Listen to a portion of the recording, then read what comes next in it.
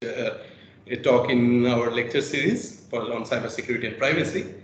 And Claudio is an associate professor at the Department of Computer Science, Aarhus University, and he is an expert in advanced cryptographic protocols like secure multi-party computation, zero-knowledge protocols, threshold cryptography, cryptocurrencies, blockchains, like whatever new and exciting thing you know about cryptography nowadays. So Claudio worked on all of those things. And today he is going to talk about threshold signature schemes and secure multi-party computation. And sorry for the mixed signal, but I guess a lot of people will enjoy this talk. Okay, Claudio, it's over to you. Thank you. So thank you so much for the invitation. It's of course a pleasure to give a talk. I mean, it's a pleasure to be invited by Sat, who's of course a close friend and old colleague here in Aarhus.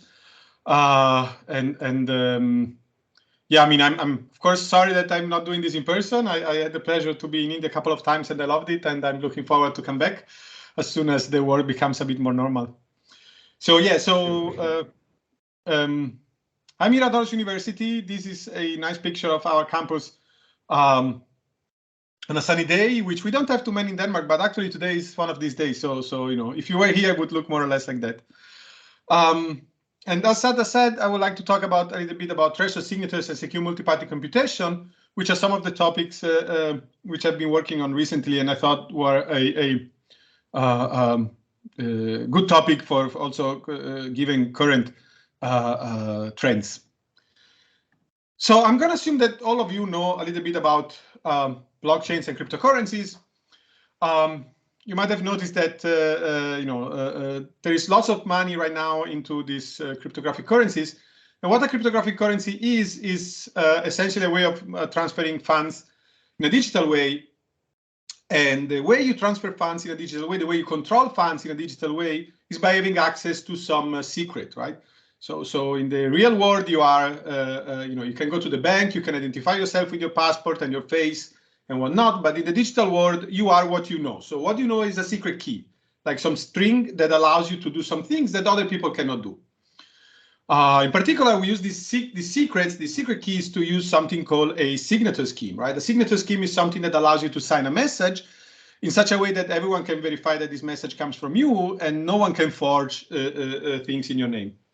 So doing transactions in a digital world or on a blockchain is a little bit like when in the old days, in the very, very old days, you would write a check to people, right? You would take a piece of paper, you would write, I give you 10 rupee or whatnot, right? You would sign it, and then you can give it this to the person. The person then now has a piece of paper which is signed by you that says that they can claim some money from you. So in the digital world, this is a little bit the same, but we do it with digital signatures, right? So we sign these things digitally using these algorithms. And I mean, the moving from the real world to the digital world comes with some challenges in the usability of these systems. So here I have a couple of examples of things that can go very wrong when you move from the real world to the digital world. So on the left side, you see a picture of the good old, this is a relatively old picture. It's maybe from 10 years ago. With the first time, or one of the first time that the price of Bitcoin rose a lot, this created attention in the media. And then someone on this TV show was explaining how can you give a Bitcoin for Christmas to someone, right? So instead of giving your loved ones, a book, this year you can buy them a Bitcoin. And they were showing how you would do this, right? What you would do is that you can take a secret key, print it as this QR code, and then put it in an envelope, give it to the person, and the person can enjoy these Bitcoins, right? So while they were doing this on live TV, right? And while they were doing this on live TV, someone took a picture of this QR code, which was on TV, right? And then they stole the secret key before the recipient of this envelope, right, could actually use could receive the secret key and therefore claim the money, right? So this is very strange, right? In the real world, if you take a picture of my money, you usually don't steal my money, right? But in the digital world, taking a picture of my secret key allows you to steal my money, right? So this is, these secrets must be kept really, really secret.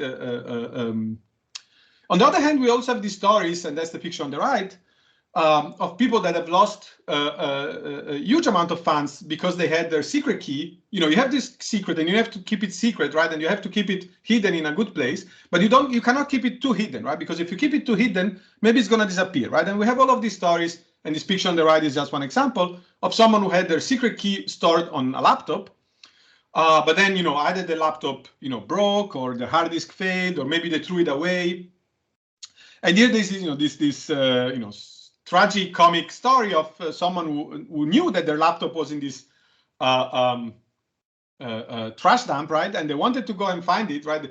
They were willing to, spend millions of dollars, right, or to find it. But the laptop was gone and the money was gone. So you have these secrets; they're really important. So no one should steal them from you. At the same time, you want them to be available for you. So is there a solution to this problem? So something which is a solution to this problem that is being used these days by many is the use of threshold cryptography. So threshold cryptography, as the word says, is cryptography where you have you make some threshold assumption. So for instance, in this example, I have my secret key and I split it into 3 pieces: SK1, SK2, SK3. I put one piece on the laptop, one piece on the iPad, and one piece on my phone. And I do this in such a way that any 2 of these devices will be able to unlock the signature and the signature scheme and produce signatures for me. So with any 2 of these devices, I can move funds. But if anyone steals one of these devices, they will not be able to steal my money, right?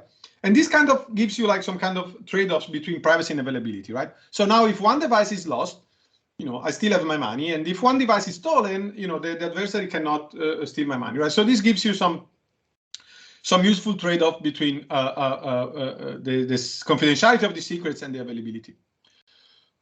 Threshold cryptography is not a new thing. It's something that, already in the 80s and 90s, the cryptographers were thinking about.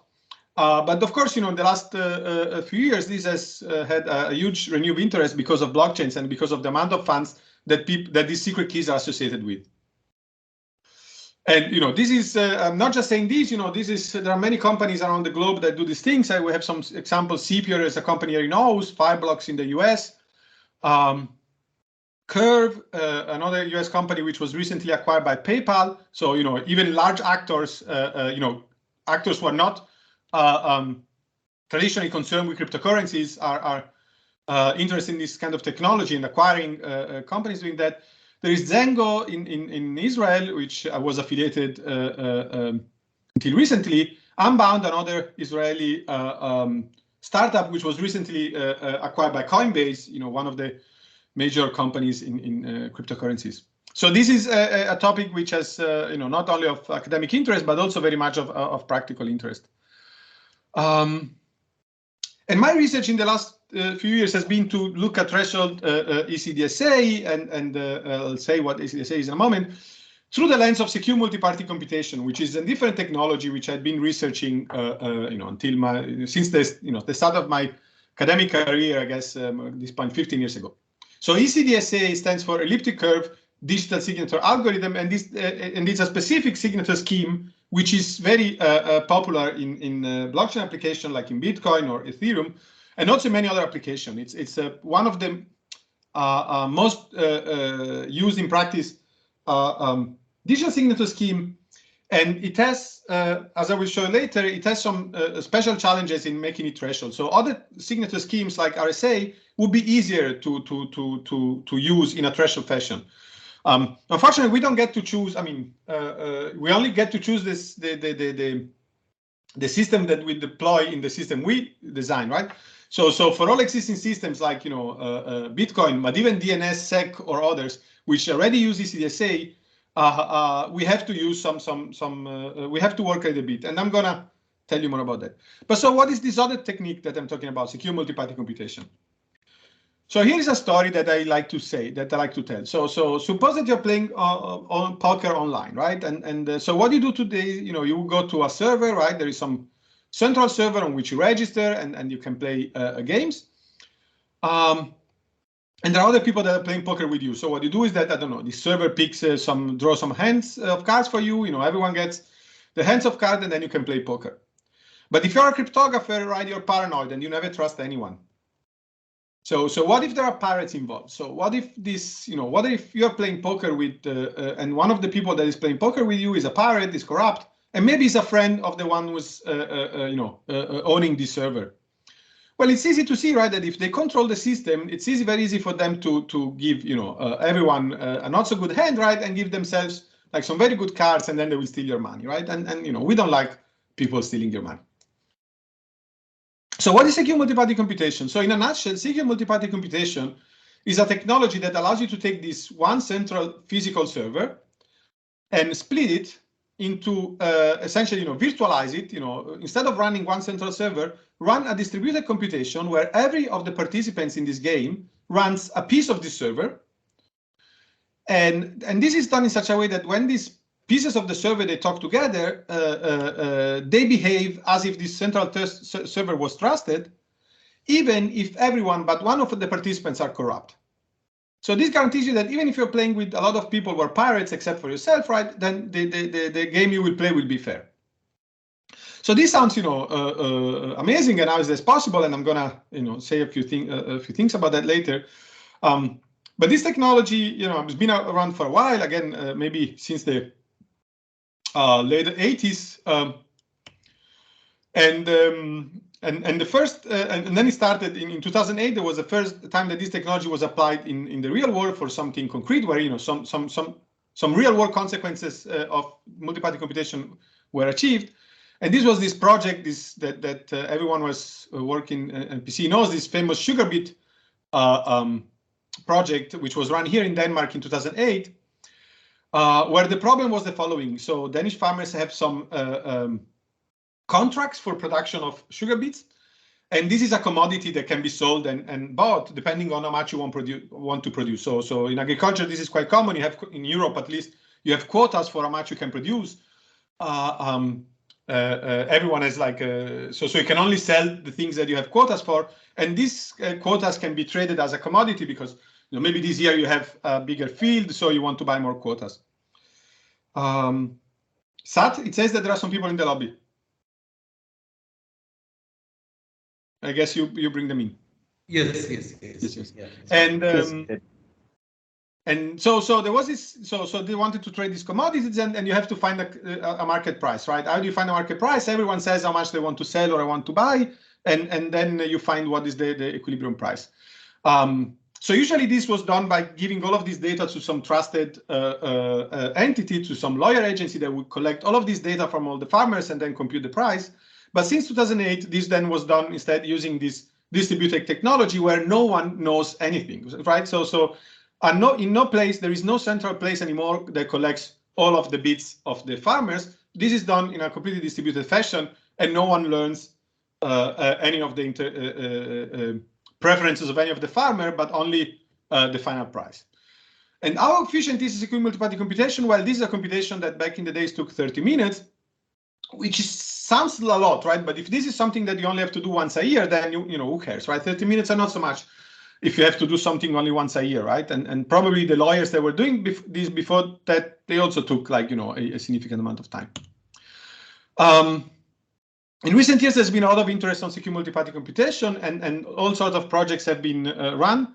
And usually you have these projects in which you have some confidential data, right? I mean, you know, it can be like private data. I mean, the data is confidential maybe because it's sensitive, like it's private information of individuals, or it can be private because it contains, you know, it's proprietary information, right? Maybe it's information that you don't want to share with others for intellectual property reasons.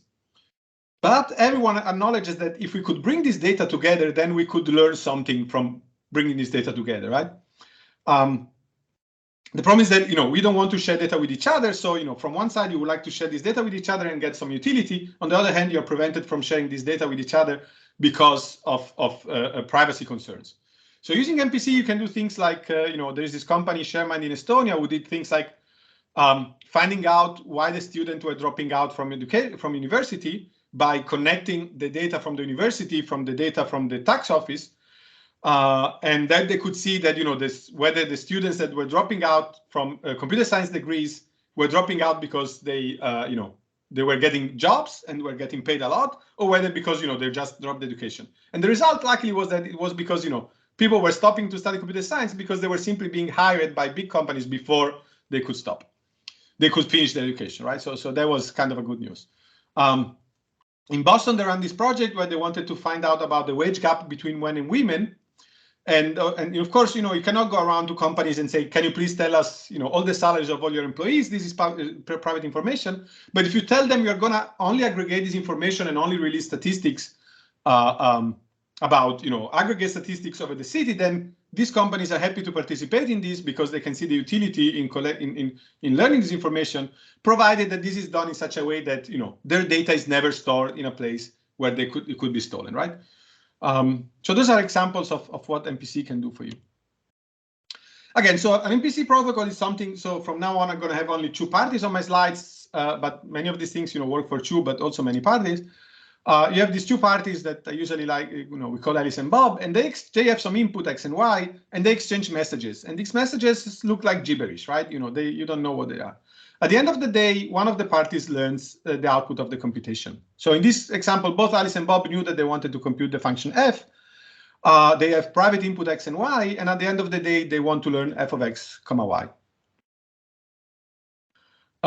And secure computation says that, whatever the security of this protocol should be comparable to the security of an ideal scenario in which there was some trusted magic box that just gets the input and spits out the output, right?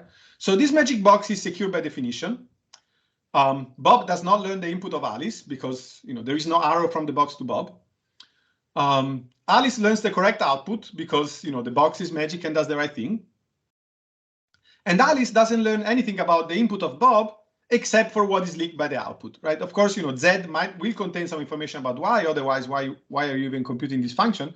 But Alice learns nothing else about Y except for Z. So and then you can formalize these properties, talk about privacy, correctness, or even more, a bit more less intuitive properties like input independence that says, for instance, that Bob should not be able to choose an input which is correlated to Alice's input. And you can imagine in a setting like an auction, you might want this property, right? If you're always able to bid $1 more than I do, right, then maybe this protocol has a problem. So this was a very, very general introduction to MPC, right? And for the rest of the talk, I would like to give an idea of how these MPC protocols work, to give you like an idea of what is that needs to be done to get this secure multiparty computation, and then say a little bit about how we can then do threshold ECDSA using secure multiparty computation, and then at the end something about some very recent work that uses a very cool primitive which is known as pseudorandom correlation generators.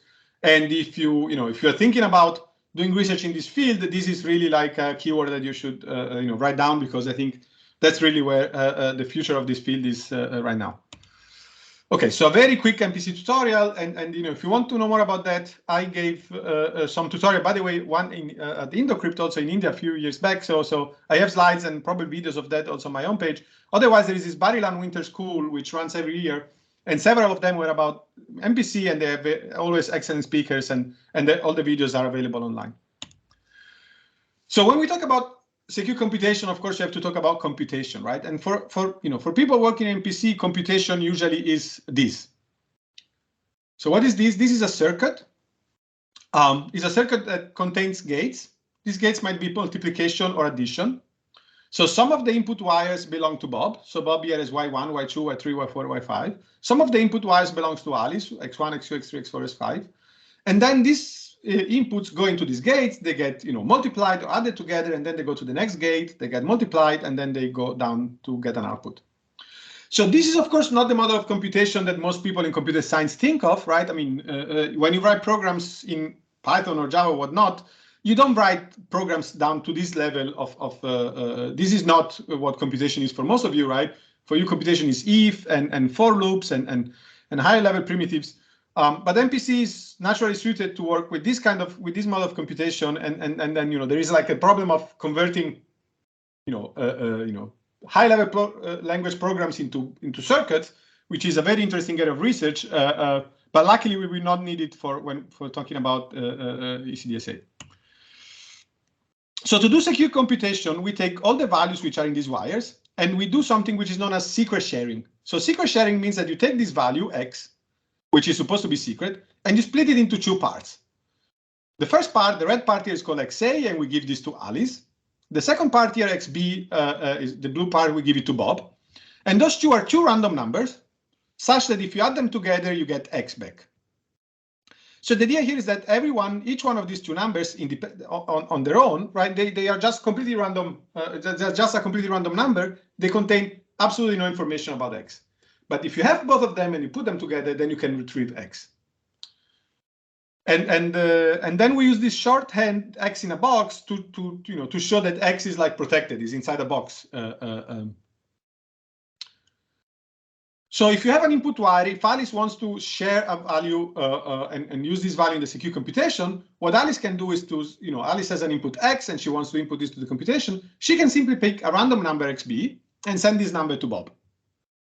And now she can define her number. Of course, this is a typo, it should be minus because A plus XB should be X. So this is a minus, sorry about that. And she defines her share depending on the input X and XB. So is this a secure thing to do? Well, intuitively it is, right? Alice is only sending a random value XB to Bob, so she's leaking no information about X. If you want to recover a value which has previously been secret shared, so let's say now Alice has to learn some value Z, and Bob, what Bob does is simply that Bob can send ZB, his own share of this value, to Alice, and then Alice can add them together and then get the output Z. Is this secure? So if you think about it, this is also secure because Alice was supposed to learn Z anyway. I mean, Z is the output that Alice is supposed to learn.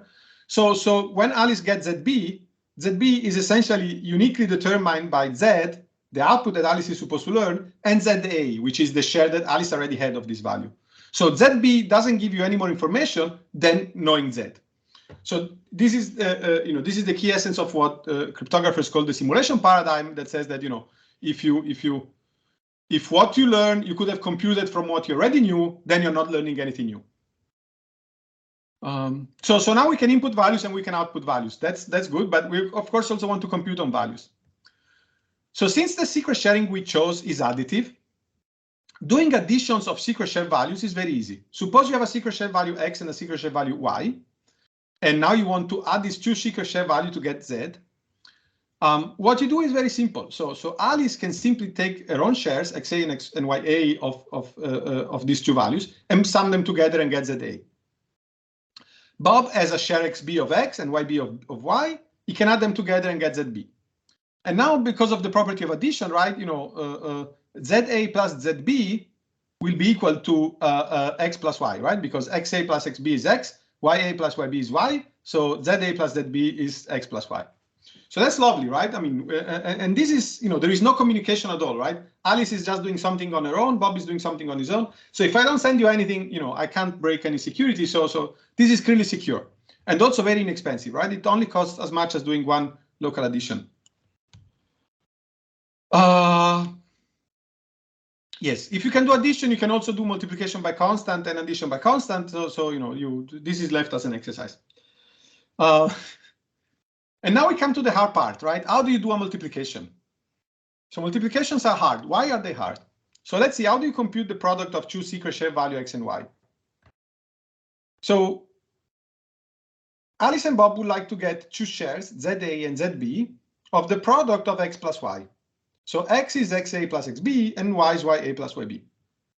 So let's try to explode this product and see what we get. So we get XAYA, and then we get XBYB, and then we get XAYB, XBYA. Okay, so some of these elements are all belong, they belong only to Alice or only to Bob. So Alice can compute XAYA, right? She has these two values. And Bob can compute XBYB, he has these two values. But how do you compute these middle values, these cross products? So computing these cross products is really, the hard part of MPC, or what makes MPC non-trivial. Because addition, as you've seen before, it was completely trivial, right? So one of the main methods, I mean, there are several methods, but one of the main methods to do multiplication is to use what is known as Beaver trick. So Beaver tricks says, let's suppose that we already have a multiplication, a secret sharing of a multiplication triple A, B, and C, where C is A times B. So this is just two random numbers, right? A is random, B is random, and C is the product of A and B. We got these. Let's for a second forget about that. We got this. Let's just suppose we have them. We have these values. It says here, this is from a trusted dealer. So this means, of course, that Alice has a share of A and a share of B and a share of C, and Bob has a share of A, a share of B, and a share of C. How do you do a multiplication now? So what you can do is that you can take this A, this random value A, and you can use it to mask or encrypt one of the input X. So you can do A plus X. We have seen that doing addition is easy, A plus X. And then you can open and get E. And then you can do B plus Y and open and get D.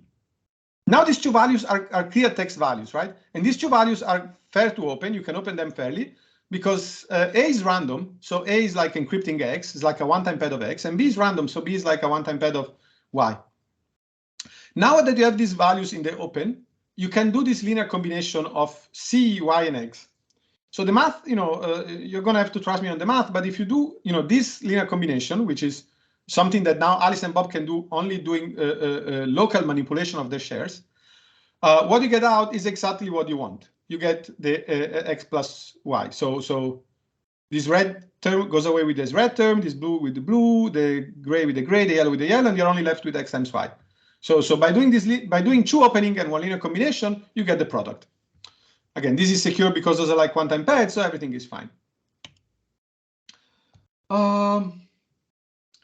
Of course, you could be doing these protocols with a pirate, right? And the pirate might not send you the right shares when they have to send you the share, but they might add some error to try to make the protocol fail. The solution is to add some MEC, some message authentication codes. And without going into the details, it's enough to say that these MECs essentially are just more multiplications. So there is a way of doing MECs with information theoretic security, which essentially just involves doing more sharing and more multiplications. And the way they're done, it preserves the linearity, so you can still do the additions like you were doing before. You just have to do the addition on the MECs as well as the values. And I probably don't want to say more about this. This was a very quick and dirty introduction to MPC. I hope, if you have never seen these now, at least, this it's a bit less magic why we can compute on data without knowing what the data is. But the main recap, the main thing, you need to remember from this short recap, right, is that the problem of doing secure multiparty computation, the problem of doing of computing any function, is essentially just the problem of computing random multiplication triples of the form A, B, and C, where A is random, B is random, and C is the product of A times B. If we can get in the situation where all the parties in the, where you have the parties in the system have secret sharings of two random values and the secret sharing of the product of these two values, then we're done. Then we can just do MPC using the tricks from before. But Claudio, can we also do it without Beaver triples? Yes, but this is one way of doing it, right? More efficient. Okay. Yeah. Yeah. This is a way that many protocols, many modern protocols use this. There are of course other ways of doing this, but many modern protocols use this paradigm, and that, thank you. It looks like this was a question asked on purpose, like why would you do this Beaver triple? It's because having this Beaver triple allows you to design your cryptographic, your MPC protocols with this pre-processing online phase division. So you can have a pre-processing phase in which Alice and Bob interact with each other and they produce these random triples. And then you can have an online phase where these triples are used to do the actual computation. The nice thing is that if you look at it, the inputs only need to be used in the online phase. So these triples that we computed, A, B, C, they had nothing to do with the inputs of the computation. So you can do them at night, right? You can do them in advance. You can do them the day before you have to do the computation. You don't need to know the inputs. In fact, you don't even need to know the function you want to compute. You just make triples. It's like, you're just recharging your battery, right? You just make triples. You don't know what you're going to use them for. It's like energy. You don't know what you're going to use it for tomorrow. Just charge the battery, and then tomorrow I'm going to use the battery for something. The nice thing is that this process of charging the battery, right, is, again, it's independent of the inputs. It only depends typically on the size of the function, not the actual function you're computing. It can be slower, but it can be done, ahead of time. It can be heavily parallelized because you're only doing multiplication, so it doesn't matter what the structure of the function is. This multiplication thing is can be easily be parallelized. And finally, input privacy is not an issue at all here, right? So there are no inputs involved in this computation. So, for instance, if you detect that someone is cheating in this pre-processing protocol, you can just abort the computation, And even if some information is leaked, in this first protocol, if I see that Bob has cheated and by cheating he has learned something about some private state that they use in this protocol, who cares? That was just randomness. Whereas, of course, in the online phase, even detecting a cheat, detecting that Bob cheats will not be enough, because it might be that by cheating, even if I detect it, Bob has still learned some useful information about X, right? So this preprocessing phase helps a lot. Right, so this is where I was sitting. I mean, these were the kind of things that I was thinking about a few years back, when I noticed that everyone started talking about threshold ECDSA. And then we started this project with a number of co-authors, both from Aarhus and from Germany. And since everyone else was doing Bitcoin, and our friends from Germany, they are working more with security. They thought that DNSSEC was an important application for threshold signatures. So the actual motivation of this paper is securing DNSSEC keys. But of course, since we do threshold ECDSA, it doesn't matter whether it's Bitcoin or DNSSEC, it's the same signature scheme. And so what we did here was, an implementation, a solution for threshold ECDSA signatures that uses generic Mpc. Claudio? Yes? So any particular reason behind choosing ECDSA? I guess it's standardized. Was that point for DNSSEC? Yes, I mean, the Pratyai rightfully asks, why would you use ECDSA? Because as I'm going to show you in a couple of slides, ECDSA is complicated.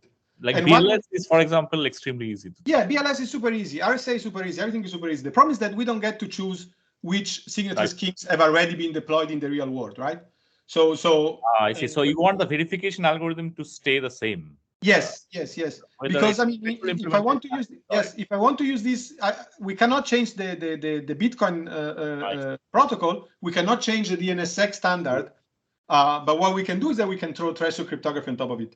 And by the way, of course, DNSSEC doesn't allows also other kind of signature schemes like RSA. And in that case, it's much easier to do threshold, right? Yeah. And some blockchain projects have started discussing using different signature schemes rather than ECDSA, because that helps with many applications from Ethereum 2.0, I think, has BLS now. Right. So there are many signature schemes which are easier than ECDSA. Where doing the things I'm going to talk about are much easier than ECDSA. And we at Hedera Hashgraph also have BLS actually. So okay. Yeah. You only have you have only BLS or BLS and other things. I think it's only BLS. Okay. Yeah. Then it makes much easier to do everything, right? Yeah. Aggregation of signatures, it's easy. Batch verification, it's easy. Everything becomes much easier. Super structured. Yeah. So definitely that's definitely so many of these problems that are gonna go away, right? If you many of these problems goes away if you use a different signature scheme. Right. Yeah. Sure. Yeah. Please continue. Yeah. Right. So when we got here, right? So I was noticing, right, that I mean, like Pratyai is saying, right? There was all these papers going out, and there are several teams that there was, at least 3 different teams were like spinning out threshold ECDSA paper like more than one a year, and then like you ask, what is going on, right? Why is it that it's so important, and why is it so hard, and why do we need to write so many papers about it? Because for many other signature schemes, the problem of doing threshold signature is essentially was solved 20 years ago. And the problem of ECDSA is the following. So here, you get ECDSA in one slide. So ECDSA, you don't need to know anything about the elliptic curves. I'm just going to use here the additive notation because it looks better on slides and because it's an elliptic curve. But in ECDSA, there is some elliptic curve and some generator P. P is the generator of the group, which is a point. And then all the users have some public key, right? And their public key is simply the secret key times the point. So if you're not used to additive notation, this is the same thing as saying G raised to the secret key in finite fields or in multiplicative notation, right?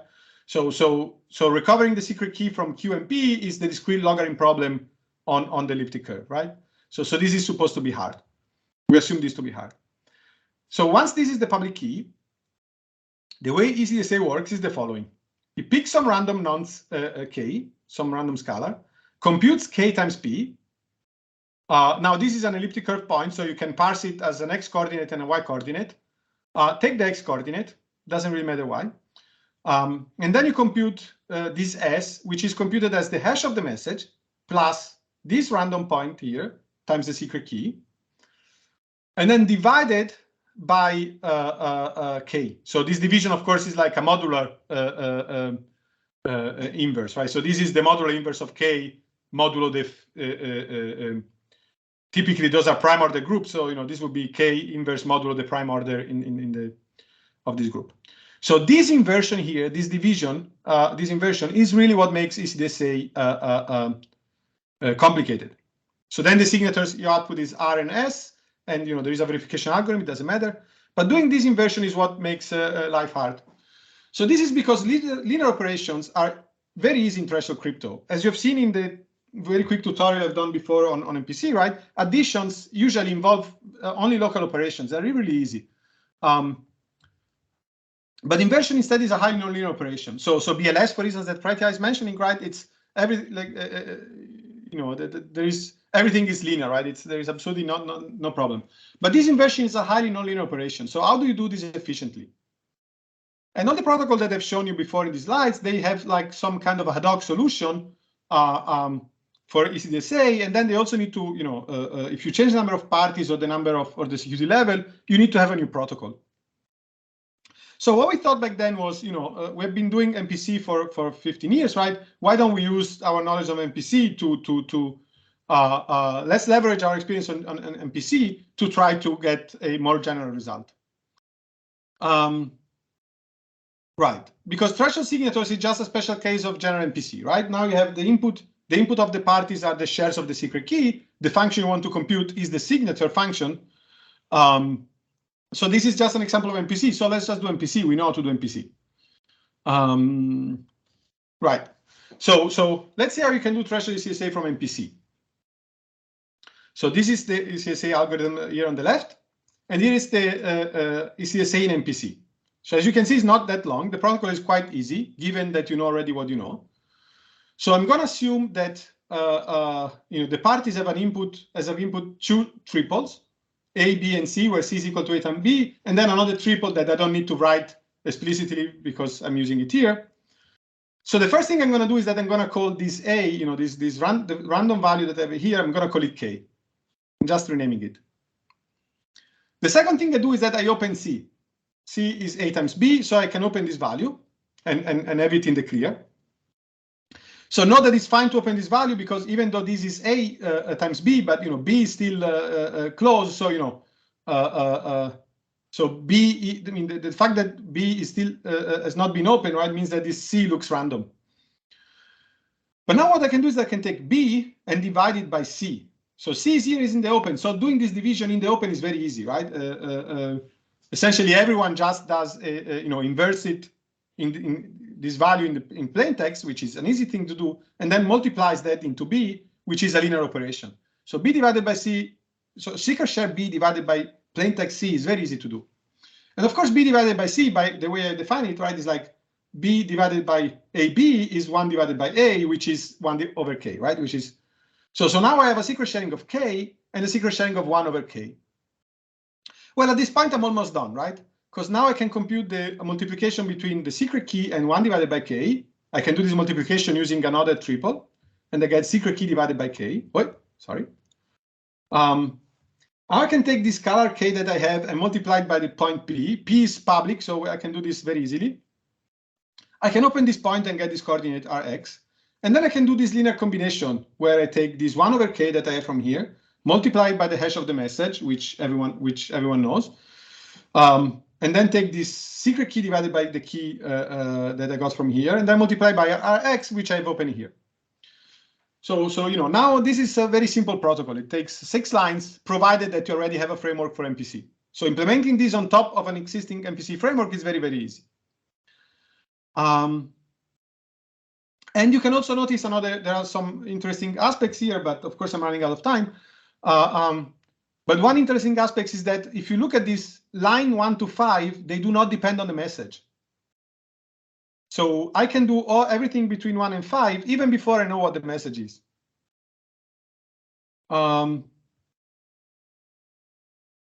Definitely 1 to 4 I can do way ahead of knowing what the message is. 5, there is something about whether it's safe to open Rx before the adversary chooses M, which is an interesting topic, but which several papers on threshold ECDSA have. It's something that needs to be done carefully, but step 1 to 4 definitely can be done before you know what the message is, and maybe even opening this depending on the level of security you want to get. So Claudio, yes? So what is the problem usually? Like if you open it before or after? Security. So imagine what is the security of ECDSA, right? How would you define security of ECDSA? So first of all, I should say that ECDSA is a very strange signature scheme because it doesn't come with a proof of security, right? So ECDSA is a signature scheme which we have, has been standardized, and it's been standard for forever, and now we are trying to prove it. One of the main things that makes it hard to prove its security is this fact that it breaks this. It breaks the generic. It doesn't use the group in a generic way, right? There is one step here in which you take a point, you take one coordinate of the point, and you multiply it by the secret key. So it's not a generic algorithm, right? It uses the explicit representation of these points. So this is something that makes it hard to analyze ECDSA in real life. So when you use ECDSA, you can't say ECDSA is secure because this computational problem is hard. Essentially, you have to say ECDSA is secure because ECDSA is secure. So the assumption that ECDSA is secure is the assumption that the assumption that ECDSA is secure is essentially the assumption that ECDSA is secure. So since this is the assumption you're working with, maybe I'm exaggerating a little bit, right? There are some analysis of ECDSA, but they're not. But none of them is. We don't have. Yes, it. Yeah, that's also based on some non-standard assumptions like those analysis. Yeah. Right. So some inverse something I forgot. Right. But these assumptions very ad hoc, right? So okay. So anyway, so since this is the state of the art of ECDSA, so if you want to talk about the security of ECDSA signature, the security is the way you would define the game, right? Is that the adversary has access to a signing oracle, and then at the end has to produce a forgery, right? And it's hard to produce a forgery. So the way this signing oracle would work in the security game is that the adversary submits a message, and then the signature is output, right? Yeah. The signature includes Rx. But if you open here Rx before the adversary chooses the message, you're changing the game, right? Now you're saying first the adversary, first the challenger gives you Rx, then you can choose a message M, potentially, adaptively based on the value Rx, and then you get the final signature, right? Yeah, and this is a different game, right? So this is a different assumption. And then depending on many things, you can so you can reduce. In some cases, you can reduce if you have few. So I don't want to. In some cases, you can reduce the security of this modified game to the security of the original game. But then you have to look, of course, at what is the reduction, the loss, the security loss in the reduction, right? And so things are. There is a lot of discussion about this in several of these ECDSA papers. Okay, thanks. There is also recent work by Shoup and Groth that also talks about this ECDSA with pre-signatures and with the nonces. So it's a whole thing. Okay. So Claudio, so there is a question from a student. Yes. So Bishop Ghosh, can you please unmute yourself and ask the question? Thank you. Yeah, thanks. So I just wanted to ask in step 5, I see that there is a scalar multiplication with P. So here P is actually a point on the elliptic curve and not basically integer in the prime field of P. So how is this? Yes. Yeah. So that's a very good question, right? So the question is, I'm doing here something which looks weird, right? I'm multiplying a scalar with a point, and I'm talking about the secret sharing. So what you can think of here is that essentially, if say that we all know what the point is, P, right? And then Alice and Bob, they have their shares of K. One have K1 and the other one have K2. if everyone locally computes K1 times the point and K2 times the point, essentially you get a secret sharing of the resulting point in the curve. So in the paper, we use different notation. We use different brackets for when we move. So it's essentially, you in some sense, you're lifting the secret sharing from the scalar to the exponents of the elliptic curve. So now this would be a problem if you wanted afterwards to reconstruct the value k, but we don't want to reconstruct the value k. We want to reconstruct the value k times p, right? So having the secret sharing of k in the exponent is enough, or in the exponent or in the scalar point of the elliptic curve is enough, since we at the end we just want to reconstruct the entire point k times p. And so in this paper we do this in a rather ad hoc way, and then we have another paper, I think with Aranya Latin crypt, maybe last year or this year, where we try to make this. So I mean, this trick you already find it in Feldman secret sharing, right? So it's nothing crazy, right? I mean, the idea of taking a secret sharing and putting in the exponent, it dates back to the 80s, right? To Feldman secret sharing, but you can actually think of this as a generic transformation of secret sharing from secret sharings in the scalars to secret sharing in a group, and then you can start talking about doing MPC on elliptic curves points, for instance. So it was a very good question. Thank you. Yes. Okay. So this was doing ECDSA inside MPC, and in this whole paper, then we show that you can implement, of course, the MPC. There are a framework for MPC. Like in this case, we use this library called. What is the name of the library that Marcel Keller? Mpspeeds. Mpspeeds, thank you. So Marcel Keller, who works at Data 61 in Australia, he has this one of the most comprehensive libraries for MPC, and then implemented this protocol on top of several frameworks for MPC, where you can get different number of parties and different kind of security level, and like you only have to implement this once, right? And then you just run it on top of different MPC engines, and you get all sorts of different results, right? And what was nice here is that you could get essentially amortized better results than previous signatures. For a single signature, it would be comparable to previous protocol, but for amortized, we could get better. This approach of basing this on MPC has one fundamental limitation, which is that this Beaver, all this Beaver business has this fundamental limitation that you can use each triple only once. So once you have these values A, B, and C, you spend a lot of money. This is the, when you're charging the battery and you're producing these triples, you can then only use them once. So in some sense, this is not, it's not like a renewable form of energy, right? Like you spend it and then you have to, and then they're spent, they're gone.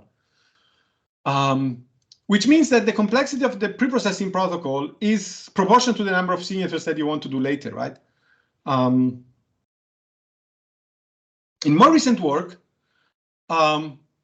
we did a low bandwidth implementation of threshold ECDSA using this almost magical tool called pseudorandom correlation generators. And I guess I'll try to give you an intuition for what this is in the next 5 minutes.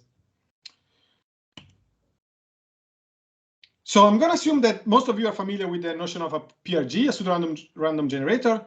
This is something that is, allows you to take a short random seed, run it through this algorithm, and give you a long random output.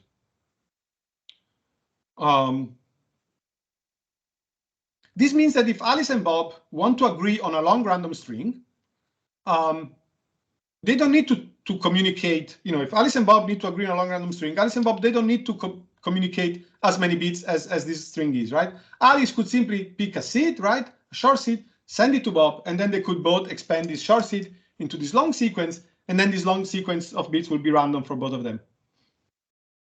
So what if we could make this a bit cooler? So what if we had two different seeds? Alice has a seed SA and Bob has a seed SB. They run them through something which looks like a PRG, but it's not a PRG, it's a PCG, pseudorandom correlation generator. And now they get two outputs, XA and XB, such that these two outputs, XA and XB, satisfy some joint distribution.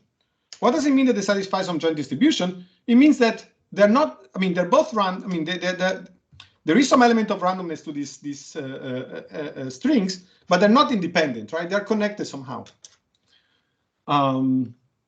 One way in which they could be connected is that Alice gets a number of shares, x1a, y1a, z1a, up to x and a, y and a, z and a. And Bob gets a bunch of shares, x, y, b, y, y, b, and so on, such that all of the shares of Alice are random, and all of the shares of Bob are random. But if you combine them together, they satisfy this multiplicative relation, right? So where x1a plus x1b times y plus y1a plus 1yb product is equal to z1a plus z1b. So if we had these, this would be amazing, right?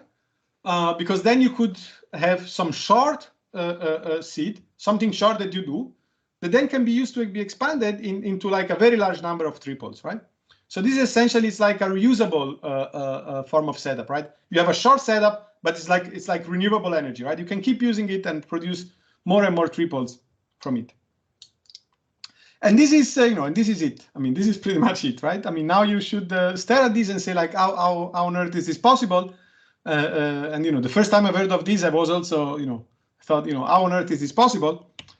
Unfortunately, I don't have time to tell you, but I'll give you the pointers for learning how this is possible, right? What I want to explain to you is, how can this be used to make MPC better, right? So in classic MPC with preprocessing, the way Beaver, imagine it, is that Alice and Bob do some, this big computation protocol, which produces a large number of triples, which means that this protocol is going to be heavy, right? You have to do many triples. The complexity of this protocol is proportional to the number of triples you need. And then afterwards, in the online phase, you can use all of these triples to do your computation. Here, for instance, the number of triples could be proportional to the number of signatures you need to do. But using PCGs instead, we can have a preprocessing protocol where the complexity is much, much smaller, for instance, logarithmic in n. At the end of this protocol, which is going to be a tiny, tiny protocol, you get these tiny seeds, SA and SB. But then Alice and Bob can take these seeds, expand them using the PCG locally, using no communication, but just doing this local expansion, and get these large RA and RB, which contain all the triples that they need later to do this. And I mean, essentially, this is, this is it, right? I mean, once you have these PCGs, then you can do threshold ECDSA with essentially no communication or almost no communication. So here we have a table which only compares the communication size of the protocols, but all previous protocols, the communication complexity is per signature. So for every new signature you do, you need to do a complicated MPC protocol, which requires you to transmit a significant amount of data, right? But in this work, using these PCGs, you can do this pre-processing phase once and for all, where you do the expensive MPC, and then you can divide these. This communication is amortized out over the number of triples that you need to produce, and then essentially the only thing which is left is the online phase. The communication complexity of this is essentially dominated by the online phase, which is the size of the signature itself. So essentially, the pre-processing is cheaper than the online phase in terms of communication. So these numbers are amortized over 100,000 signatures, but you can of course see all the numbers in the paper. Okay. Yes? Just one question from the table. Yes. So all the previous things are independent of n, like, or this is. So in this table, this is the communication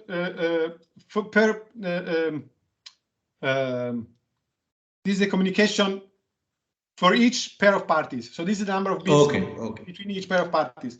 And all the previous protocols, in all the previous protocols, all the parties have, the complexity of the offline protocol is, for a single party is linear in the number of parties. So if you divide by n, the number of the dependency of n disappears. But in our protocol, in the offline phase, you have a quadratic dependency on the number of parties. So even when we amortize, even when we look only at the bits that you send to a single party, that depends on the number of other parties you have. Hope that makes sense.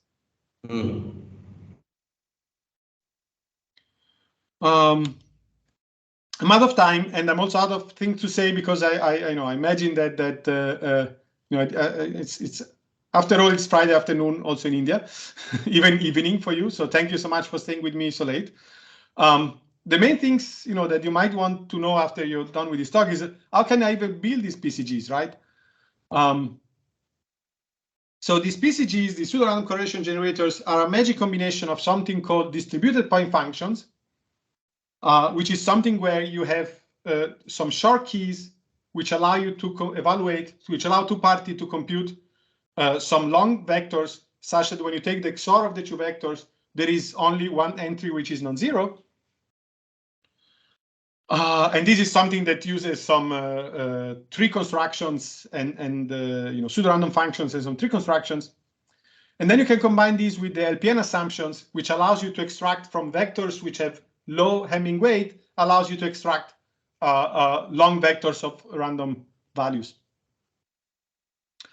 And if you're interested in this year Barry Lan Winter School had, I think, 10 hours on PCGs. In particular, the videos of the lecture of Yuval Shai and the Led Boyle and Peter Scholl. If you watch these, you would have you will learn most of the background information that is known today for PCGs and this kind of technology. And I believe that if you're doing MPC, you should really look into this because it really changes the landscape of MPC completely. I mean, when I ended my PhD 10 years ago, I mean, one of the questions they asked me in my defense was, you use always these triples, but can you reuse these triples, right? And this was a big question 10 years ago, right? And now we do know how to do this, right? And this is completely amazing. So it's, I think this is really where I don't know, this is where I see MPC going.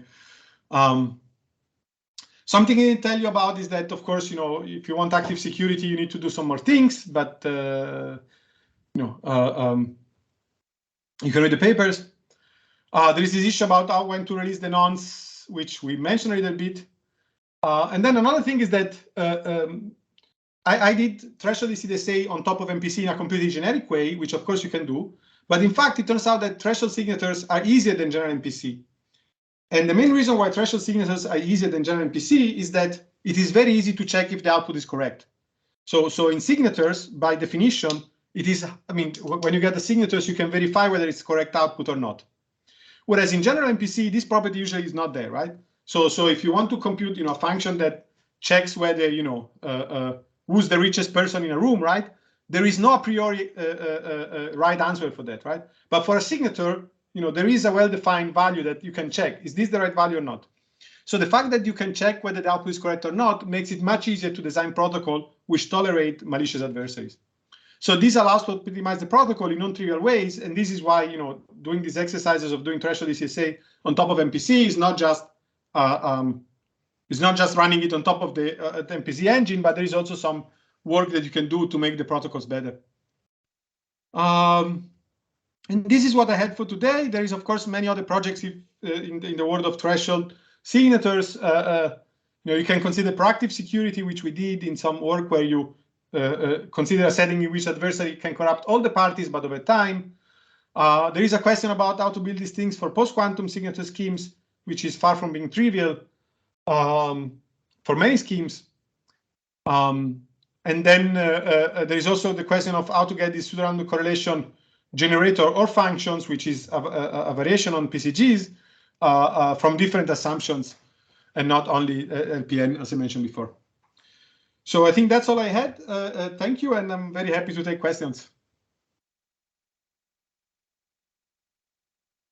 Thanks, Claudio, for the nice talk. So if anyone has any question, please go ahead.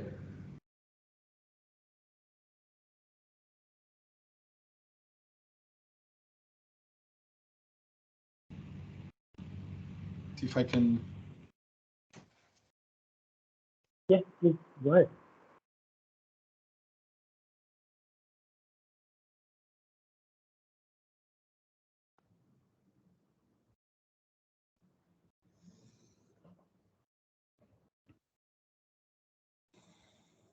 Yeah, maybe I can ask one generic question. Yes.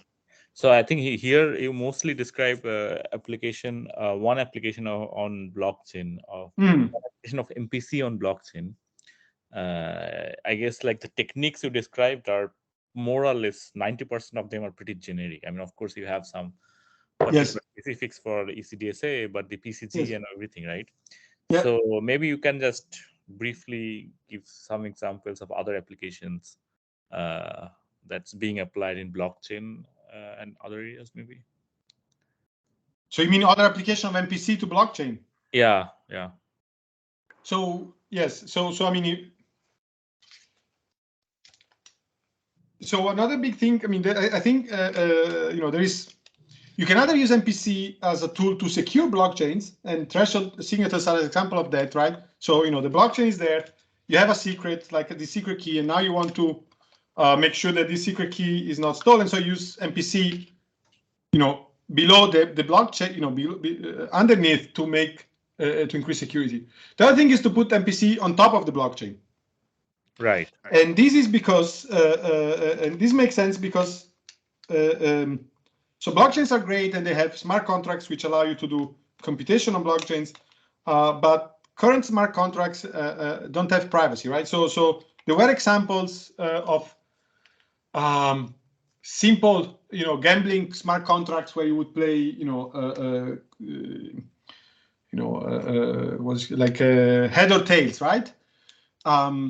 Which had the you know, the simple bug that, you know, someone has to go first, right? And the state of the smart contract is visible, right? So you know, if you, let's say, you know, it's a gambling game. The game is the following: we both submit a bid.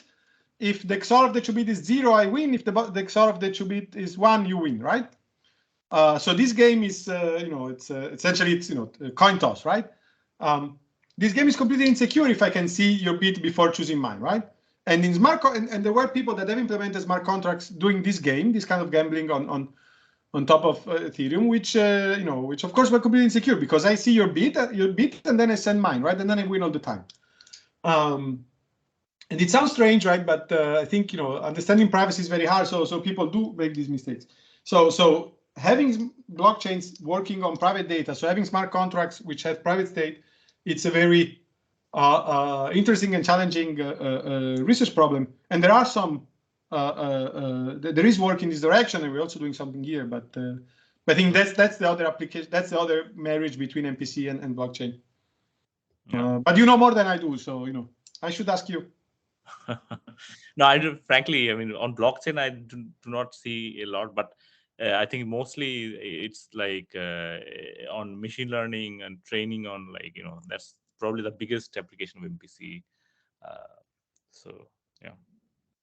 But that's really very slow, right? Like if you apply MPC over this machine learning models, like compared to if you do it without MPC. And also, like, there are other applications that's being discussed. Like, for example, Facebook has this private ad. They're trying to, and Facebook is notorious for, like, you know, exploiting data. So they are trying to sort of, use MPC to somehow. And after Apple changed their privacy policy, I think they're in big trouble, right? So they are trying to sort of use MPC and convince other companies to share the data in a private way. So those are kind of the other applications I wanted to mention. Yeah, in blockchain space, probably it's not yet mainstream, like the smart, you know, the private smart contract kind of thing. I mean, I reviewed a couple of papers actually. They did some sort of smart, what's called like private FHE, smart FHE or something like this. You know, they're trying to do FHE, and I mean, it's insane, right? You know, if you try to do FHE on smart contract, right, it's just like theoretical at this point. But they're trying to do that, like whatever you're mentioning. But I think, like, if you look into like what the big companies are doing, they're trying to hire a lot of MPC people, and for several reasons. One of them is machine learning. Other is like this advertisement with privacy and so on. Yeah. So I mean, the techniques you described here, I think, could be pretty relevant there as well. Yeah, absolutely. Yeah, most of the yes. But this is also the beauty, right? I mean, this also plays well into the kind of, I hope maybe the message that I was trying to give with this talk, right? That is, you know, when you develop generic tools, right, then it's very easy to use them for a specific application rather than having, you know, one tool for every application, right? Yeah, exactly. Yeah. I hope someone, maybe there is some young and smart person in the audience, you know, not you, Pratay and Sadio, but and me. Now we are too old, right? We are too old, yeah. But maybe there is some young talent in the that also looked at this talk that can, you know, do the next big thing in MPC. Yep. I mean, also PCG. I mean, has like so far has like, you know, it's been successful in like generating like particular correlations. So there are, I think, a lot of scope to expand. Like this PCF, we're looking into at some point. That's like super cool primitive. You know, so PCG is like, you know, you have these seeds and you generate the correlations. Whereas like correlation functions are like you have some key and you keep on generating like exponentially many correlations. Like Right. Super powerful things. And then you can also get random access to it, right? Yeah. Exactly. So those are like super powerful thing and can be explored more. I think this area is extremely interesting from both theoretical and practical perspective as well. Yeah. Indeed. Okay, I guess it's your Friday afternoon there, so you should not hold on from like Friday bar. Is it happening? Yeah. It's happening. We're back to normal. Cool. Thank you again for the invitation. And I should also say that we have this, if you're interested in MPC, this year we are resuming this multi-party computation workshop, TPMPC. It's going to take place in Aarhus in June, TPMPC 2022. The deadline, we have a deadline for contributed talks. So if you have an interesting talk in MPC, you can send it to the conference. It prefers, it's without proceeding. So it's just, you just give the talk, right? We're also happy about the recent results and all, and this kind of things. But we're going to try also to stream it. And you know, I mean, if some of you want to come, that's great. And we also have some student stipends. And you know, for everyone else, we'll try also to stream it and to make it available. That's great. Thank you again. Thank you, Claudio. Thanks a lot. Great to Bye-bye. Long time. Yeah, Bye. thanks, Claudio. Thanks to all for joining. Bye. Yeah, thank you. Bye.